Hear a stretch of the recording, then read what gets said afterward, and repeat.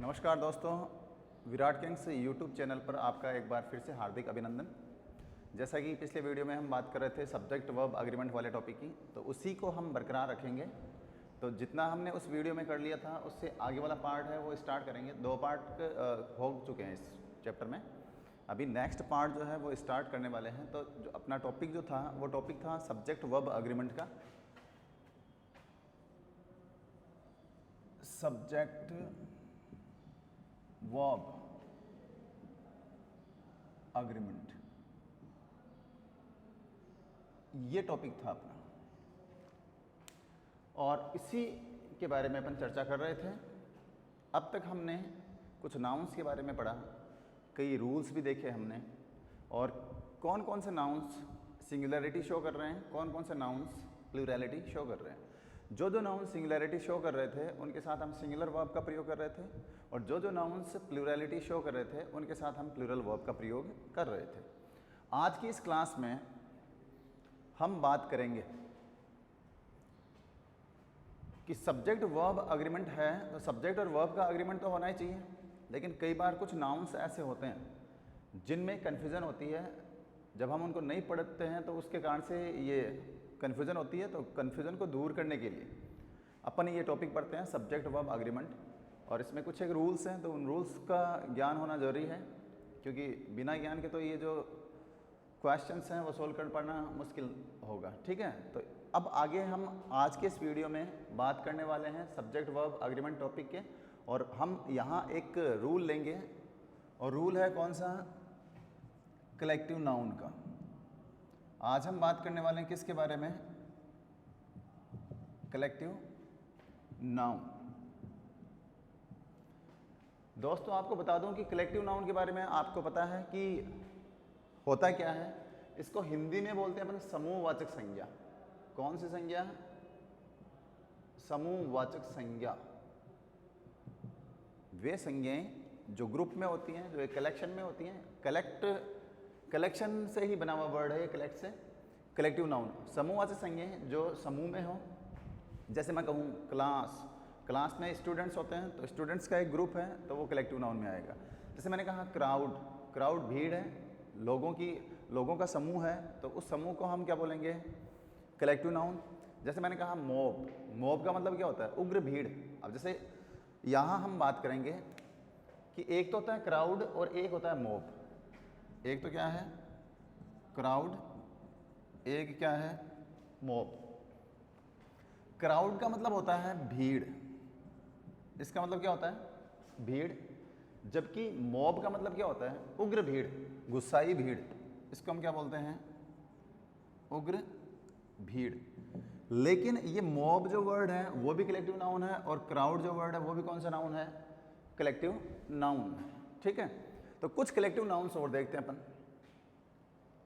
अभी कुछ collective nouns और देखते हैं, और उनके साथ कौन सी वर्ब का प्रयोग किया जाता है उसके बारे में हम बात करेंगे।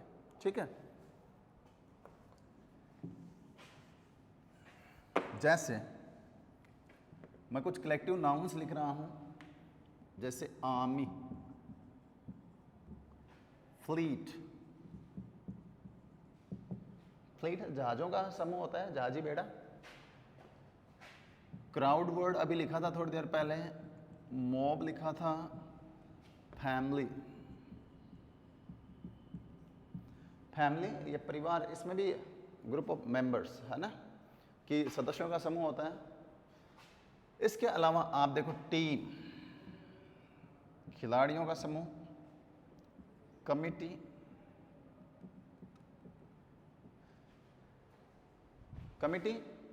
ये कमेटी होती है वैसे। ठीक है, और इसमें भी सदस्यों का समूह होता है। तो ये हम नाउन्स की बात कर रहे हैं, army, fleet, crowd, mob, family, team, committee. ठीक है, क्लास भी देख लो आप यहाँ। तो ये कलेक्टिव नाउन्स हैं। इनके साथ में आखिरकार हम वर्ब कौन सी काम में लेंगे, इनके साथ में सिंगुलर वर्ब का प्रयोग होता है या प्लूरल वर्ब का प्रयोग होता है, इस बात को देखना है। आपको काइंड इन्फॉर्मेशन के लिए बता दूं कि इन दोनों ही नाउन्स के साथ, इन कलेक्टिव नाउन्स के साथ दोनों ही वर्ब्स का प्रयोग होता है। सिंगुलर वर्ब का प्रयोग भी होता है, और कौन सी वर्ब का प्रयोग भी होता है, प्लूरल का भी होता है। इनका यूज़ होता कहाँ कहाँ पर, किस किस प्रकार से है, उसके बारे में हम आगे बात करेंगे।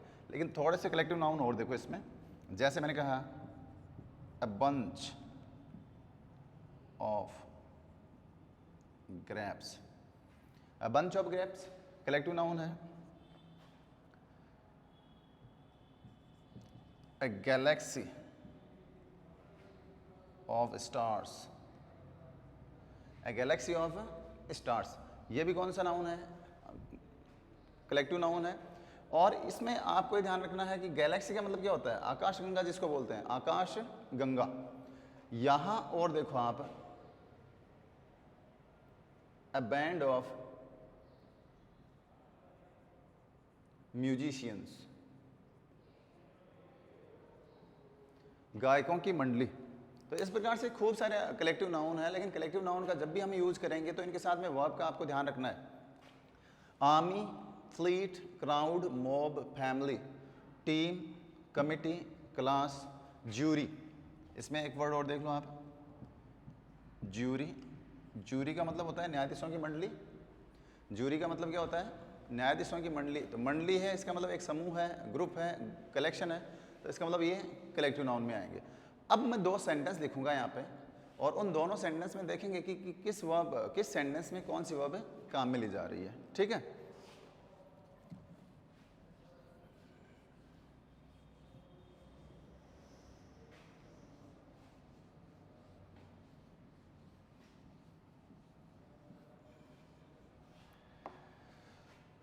जैसे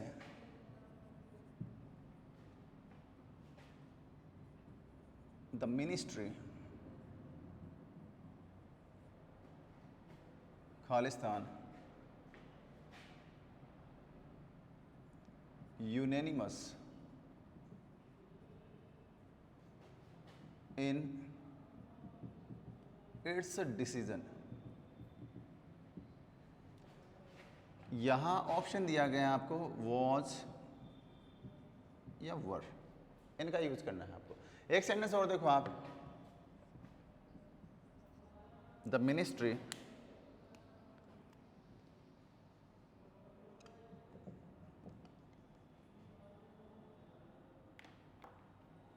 Khalistan divided in their opinions was या वर।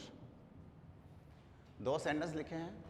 पहला सेंटेंस है द मिनिस्ट्री यूनेनिमस। यूनेनिमस का मतलब होता है एकजुट या एकमत। इसका मतलब क्या होता है, एकजुट या एकमत, यानी सर्वसम्मत बोल सकते हैं हम इसको। यहां मिनिस्ट्री का मतलब क्या हुआ, मंत्रिपरिषद या मंत्रियों का समूह। ये एक कलेक्टिव नाउन है। कौन सा नाउन है, कलेक्टिव नाउन है। ठीक है, यहां भी हम मिनिस्ट्री की बात कर रहे हैं, ये भी एक कौन सा नाउन है, कलेक्टिव नाउन है। ठीक है, दोनों कलेक्टिव, दोनों एग्जाम्पल्स लिखे हैं, दोनों में कलेक्टिव नाउन का यूज किया गया है। लेकिन अब यहाँ वर्ब का प्रयोग करना है। वर्ब का प्रयोग हम किस प्रकार से करेंगे वो जानना बहुत इंपॉर्टेंट है। मिनिस्ट्री यूनेनिमस इन इट्स डिसीजन, और यहाँ वर्ब दे रखी है वॉज और वर। ठीक है, अब यहाँ सेंटेंस के भाव के अनुसार भी आप आइडिया लगा सकते हो। एक तरीका तो ये है इसमें कि आप इसमें वर्ब का प्रयोग कैसे करोगे कि मंत्रिपरिषद अपने डिसीजन में एकमत थी। मंत्रिपरिषद, अब इस वर्ड से पता चल रहा है एकमत है। एकमत है इसका मतलब सर्वसम्मत है। अब देखो रूल क्या बनता है इसका, यदि कलेक्टिव नाउन से, किससे, कलेक्टिव नाउन से, यदि कलेक्टिव नाउन से एक इकाई का बोध हो, किसका बोध हो, एक यूनिट का बोध हो, तो इसके साथ सिंगुलर वर्ब तथा सिंगुलर प्रोनाउन का प्रयोग किया जाता है। किसका प्रयोग किया जाता है, सिंगुलर वर्ब तथा सिंगुलर प्रोनाउन का प्रयोग किया जाता है। परंतु यदि कलेक्टिव नाउन से अलग अलग व्यक्तियों या वस्तुओं का बोध हो तो इसके साथ प्लूरल वर्ब तथा प्लूरल प्रोनाउन का प्रयोग किया जाता है। Got my point? क्या कहा मैंने ये कहा कि यदि कलेक्टिव नाउन से एक यूनिट का बोध हो तो इसके साथ एक वचन की क्रिया और एक वचन सर्वनाम का प्रयोग किया जाता है। यदि कलेक्टिव नाउन से अलग अलग व्यक्तियों या वस्तुओं का बोध हो तो इसके साथ बहुवचन क्रिया तथा बहुवचन सर्वनाम का प्रयोग किया जाता है। ठीक है, तो ये तो अपना रूल है। अब देखो यहाँ पे पहली बात तो ये है कि ये प्रोनाउन देखो, ये सिंगुलर है क्या? आप इस प्रोनाउन को देख के भी आइडिया लगा सकते हो कि ये सिंगुलर है, इसका मतलब यहाँ वर्ब भी कौन सी आएगी? Singular verb, was. ठीक है, लेकिन मान लो ये एरर वाला पार्ट जो होता है, एरर वाले पार्ट में विद्यार्थियों की दिक्कत आती है कि सर यहाँ वॉज का प्रयोग करें तो इस वॉज के अनुसार ये सही है, सॉरी यहाँ वॉज का प्रयोग करें तो वॉज के अनुसार सर आगे वाला पार्ट गलत है, और आगे वाला इसके अनुसार करें तो ये वाला पार्ट गलत है। ऐसी कंडीशन में, ऐसे कन्फ्यूजन से बचने के लिए आपको कहाँ पे जाना है? वर्डिंग्स पे जाओगे आप। किस पे जाओगे? वर्डिंग्स पे। और सेंटेंस में वर्डिंग से पता चल जाएगा कि ये इसका भाव क्या रहा है, यानी यूनिनिमस है ये वर्ड, इससे पता चल रहा है कि एकजुट है। एकजुट है इसका मतलब एक यूनिट का निर्माण हो रहा है, और जैसे ही यूनिट का निर्माण होगा तो इसके साथ हम कौन सी वर्ब का प्रयोग करेंगे? Singular verb. अब देखो यहाँ the ministry was unanimous in its decision, कि मंत्रिपरिषद अपने डिसीजन में एकमत थी, यानी सर्वसम्मत थे, एकजुट थे। ठीक है, इसका मतलब इस एक यूनिट का बोध हो रहा है, और यूनिट का बोध होगा तो हम कौन सी वर्ब का प्रयोग करेंगे? Singular verb. नेक्स्ट एग्जांपल है द मिनिस्ट्री, वही, ये भी कलेक्टिव नाउन ही है, ये भी कलेक्टिव नाउन ही था। डिवाइडेड इन देयर ओपिनियंस, ये देयर जो है वो कौन सा प्रोनाउन है? Plural pronoun. कौन सा प्रोनाउन? Plural pronoun. अब इसके अनुसार आप यहाँ किसका प्रयोग कर दोगे? वर्ब का प्रयोग कर दोगे। प्लूरल है तो यहाँ किसका प्रयोग हो जाएगा? प्लूरल वर्ब का। ध्यान दें, जैसे मान लो ये एरर वाला पार्ट होता, कौन सा पार्ट होता? जैसे मान लो इसी सेंटेंस को मैं ऐसे लिख देता, द मिनिस्ट्री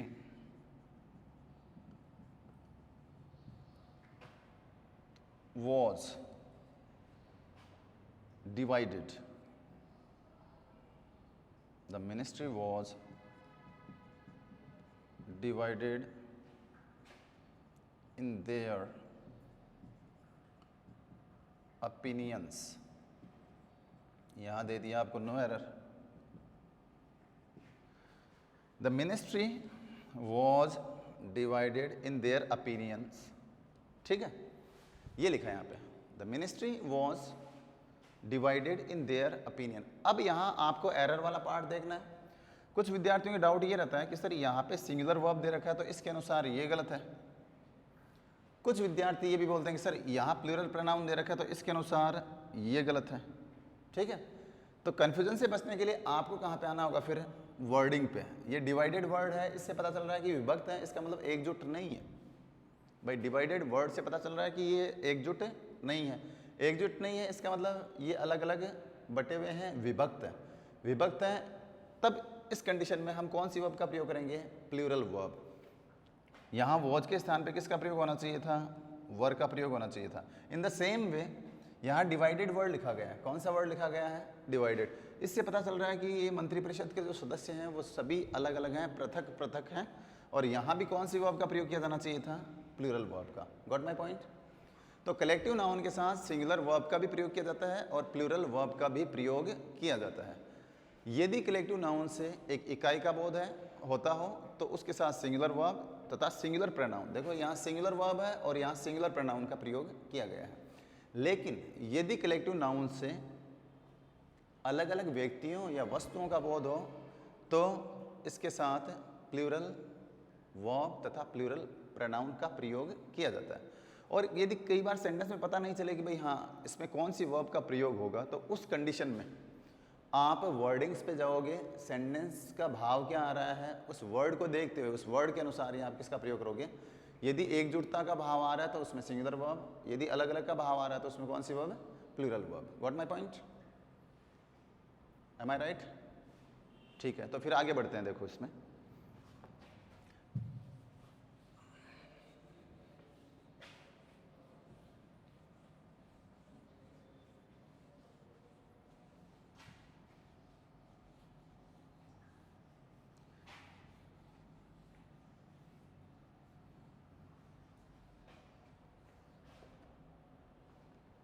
अब यहाँ मैं दो सेंटेंस लिख रहा हूँ और दोनों सेंटेंस में आपको वर्ब भरना है और ये आइडेंटिफाई करना है कि ये सिंगुलरिटी शो कर रहे हैं कलेक्टिव नाउन्स से एक यूनिट का बोध हो रहा है या अलग अलग डिस्ट्रीब्यूशन का बोध हो रहा है, ठीक है।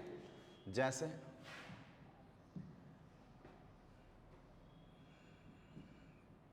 200 rupees in my pocket। यहाँ ऑप्शन है इज और यहाँ दे दिया are. 200 rupees in my pocket, okay.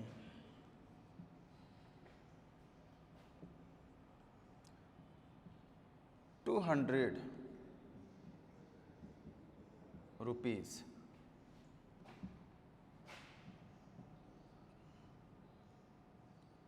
to be distributed among the beggars is R। यहाँ दो सेंटेंस लिखे हैं 200 रुपीज इन माई पॉकेट, ठीक है। ऑप्शन में दे रखा है इज और आर, यहाँ दे रखा है 200 rupees to be distributed among the beggars, और ऑप्शन में क्या दे रखा है इज आर। अब आपको यहाँ आइडेंटिफाई करना है कि कौन से सेंटेंस में किस वर्ब का प्रयोग किया जाएगा। तो चलिए इसको अपन सॉल्व करते हैं। 200 रुपीज, 200 रुपये मेरी पॉकेट में है। इसका मतलब क्या हुआ, मेरी पॉकेट में 200 रुपये हैं, इसका मतलब ये हुआ कि ये एक कलेक्शन है और एक यूनिट का बोध हो रहा है, और एक यूनिट का बोध होगा तो इसके साथ में वर्ब भी कौन सी जाएगी, सिंगुलर वर्ब, ठीक है भाई। जैसे मैंने कहा कि मेरी पॉकेट में 200 रुपये हैं, इसका मतलब 200 रुपये इकट्ठे हैं, और इकट्ठे हैं इसका मतलब एक यूनिट का बोध हो रहा है, एक कलेक्शन का बोध हो रहा है, तो इसके साथ में हम कौन सी वर्ब का प्रयोग करेंगे, सिंगुलर वर्ब का। लेकिन इस सेंटेंस में देखो 200 रुपये 200 रुपीज टू बी डिस्ट्रीब्यूटेड, वितरित किए जाने हैं, अमंग द बेगर्स, किन के बीच में, बेगर्स के बीच में, भिखारियों के बीच में। अब यहाँ वितरण का बोध हो रहा है भाई, 200 रुपये वितरित किए जाने हैं, अलग अलग डिविजन्स का बोध हो रहा है कि नहीं हो रहा है भाई, डिवीजन का बोध ही तो हो रहा है। इसलिए अब की बार यहाँ जो वर्ब का प्रयोग करेंगे वो वर्ब कौन सी वर्ब आएगी, प्लूरल वर्ब, किसका प्रयोग होगा, आर का, ठीक है। इतनी बात क्लियर है भाई। 200 rupees are to be distributed among the beggars, इतनी बात क्लियर है। चलो फिर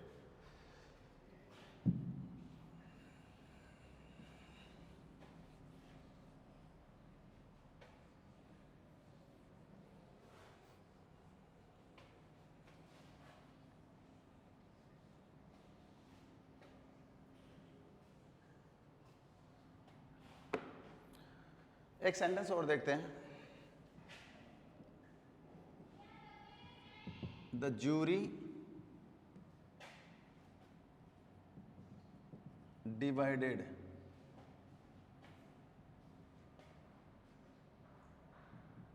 इन देयर डिसीजन was या वर। यहाँ लिखा है the jury divided in their decision, और ये कलेक्टिव नाउन से रिलेटेड एक क्वेश्चन पूछा जाता है, इंपॉर्टेंट है परीक्षा के दृष्टिकोण से, तो इसको समझना जरूरी भी है कि इसमें किस वर्ब का प्रयोग, कौन से सेंटेंस में किस वर्ब का प्रयोग होगा, सिंगुलर का होगा या प्लूरल का होगा। जूरी का मतलब क्या होता है, न्यायाधीशों की मंडली। किसकी मंडली, न्यायाधीशों का ग्रुप है। The jury divided in their decision, यहाँ आप वॉज का प्रयोग करोगे या वर का। अब यहाँ इन देयर ये प्रोनाउन प्लूरल दे रखा है, और यहाँ इस वर्ड से भी पता चल रहा है डिवाइडेड से कि यहाँ विभक्त होने की बात हो रही है। तो जैसे ही डिवीजन का बोध होगा तो इसके साथ में हम कौन सी वर्ब का प्रयोग करेंगे, प्लूरल वर्ब का ही प्रयोग किया जाएगा, ठीक है। तो यहाँ तो हम बात कर रहे थे कलेक्टिव नाउन की, और कलेक्टिव नाउन से रिलेटेड एक क्वेश्चन एग्जाम में पूछा जाता है, और ये एग्जाम के दृष्टिकोण से अति महत्वपूर्ण है। आप इसको माइंड करें, इसको आप गौर करें, और इसको आपको फोकस भी करना है, क्योंकि यहाँ दो वर्ब्स की बात हो रही है, सिंगुलर वर्ब की और प्लूरल वर्ब की। सिंगुलर का यूज कहाँ होगा, प्लूरल का कहाँ होगा, सेंटेंस को समझना भी जरूरी है। जैसे मैंने अभी 2 सेंटेंस लिखे थे, 200 रुपीज़, 200 रुपीज़, ठीक है। एक तो पैकेट कलेक्शन की बात हो रही थी, तब तो वहाँ सिंगुलर वर्ब का प्रयोग कर रहे थे, और एक डिस्ट्रीब्यूट करने की बात हो रही थी, तो वहाँ हम किसका प्रयोग कर रहे थे, प्लूरल वर्ब का। Got my point. चलो फिर आगे चलते हैं।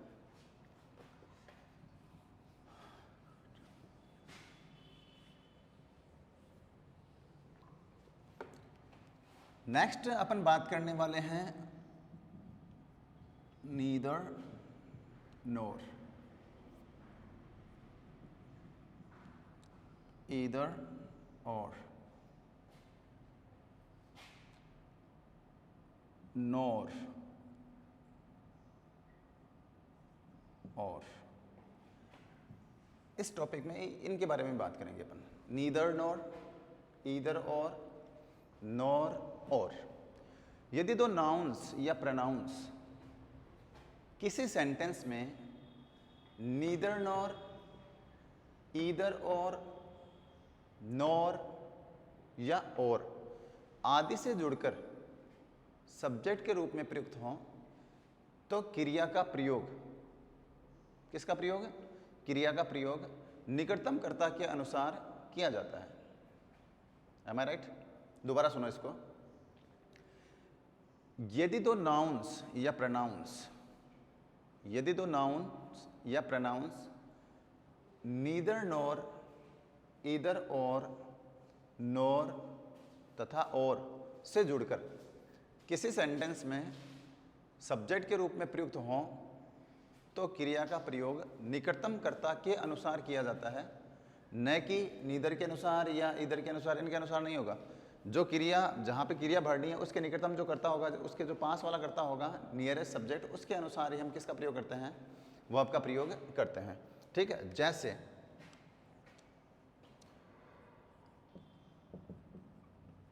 नीदर गोलू नॉर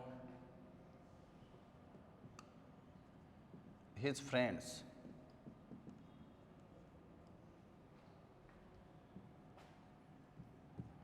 present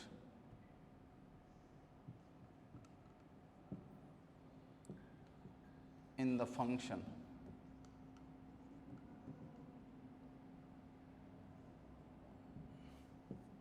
यहाँ लिखा was और were। ठीक है। नीदर गोलू, ये गोलू एक सिंगुलर नाउन, अभी कैसा नाउन है, सिंगुलर नाउन।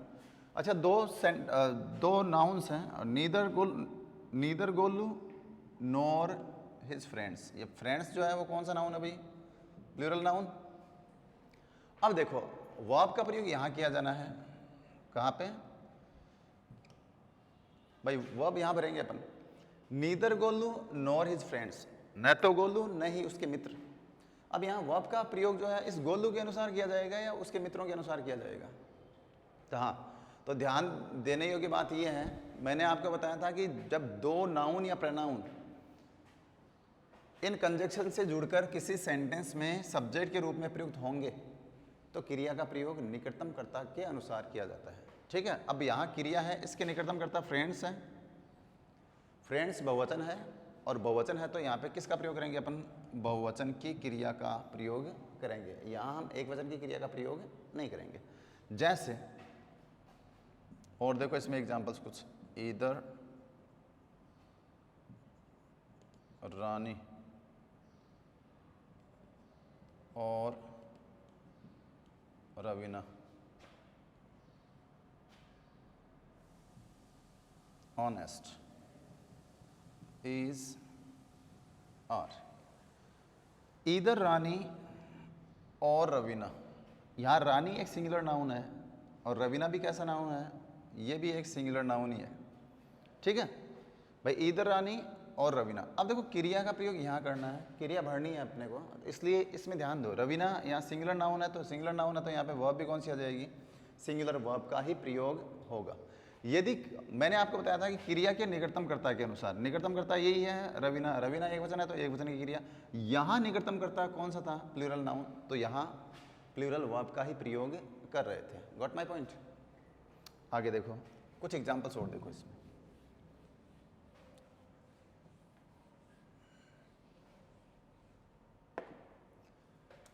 जैसे यू और आई, तुम या मैं, ठीक है।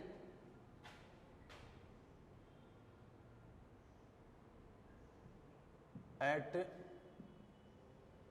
Fault is am are. ये सेंटेंस देखना एक बार। यहां लिखा है तुम या मैं, यू और आई एट फॉल्ट, ठीक है। यहां देखो आई और you at fault is am are. ये दो सेंटेंस लिखे हैं।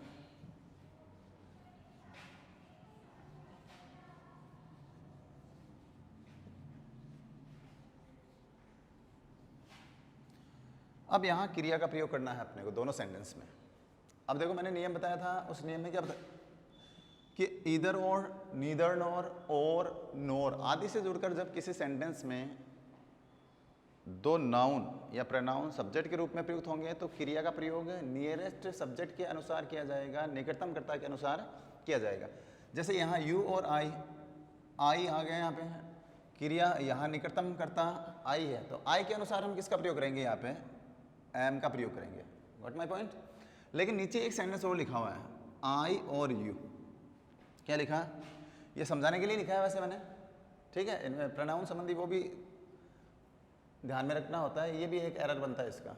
जैसे क्रम होता है, उस क्रम का भी ध्यान रखना पड़ता है, लेकिन मैं आपको ये समझाने के लिए यहाँ दो एग्जाम्पल लिए ताकि कंफ्यूज ना हो। आई और यू, अब यू है यहाँ पे,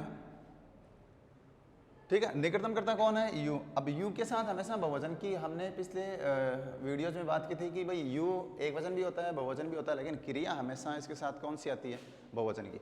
तो यू के अनुसार यहाँ पे किसका प्रयोग हो जाएगा, आर का, ठीक है। लेकिन ध्यान दे, कई बार विद्यार्थी जल्दीबाजी में ये ध्यान नहीं दे पाते हैं, इसलिए वो क्वेश्चन एकदम सिंपल ही होता है लेकिन फिर भी गलती हो जाती है वो पढ़ने में। जैसे